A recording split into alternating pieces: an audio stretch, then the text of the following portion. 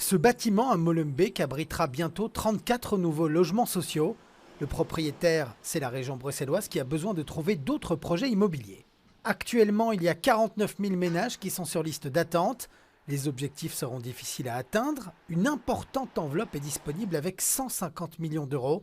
La solution, attirer le secteur privé en simplifiant les règles.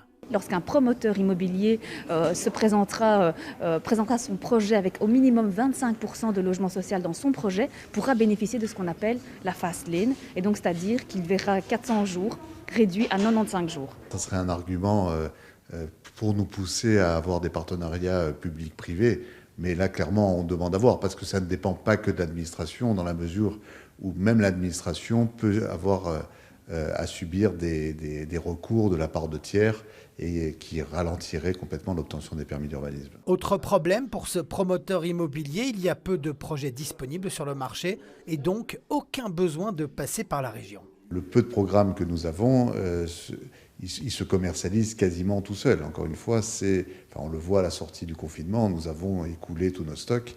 Et donc aujourd'hui, nous sommes en manque de projets, nous sommes en manque de marchandises. La région change une autre règle. Avant, il n'était pas possible de vendre un projet à moins de 50 appartements. Désormais, cette limite est de 12. Le particulier qui aurait peut-être un bâtiment, on sera peut-être intéressé aussi. Donc on s'adresse aujourd'hui à tout vendeur, et c'est bien l'appel qu'on veut faire aujourd'hui, c'est de faire cet appel vers le privé, quel qu'il soit, pour rentrer dans un dialogue et trouver peut-être des solutions et la conclusion de contrats. La demande est donc grande du côté de la région qui a besoin de logements.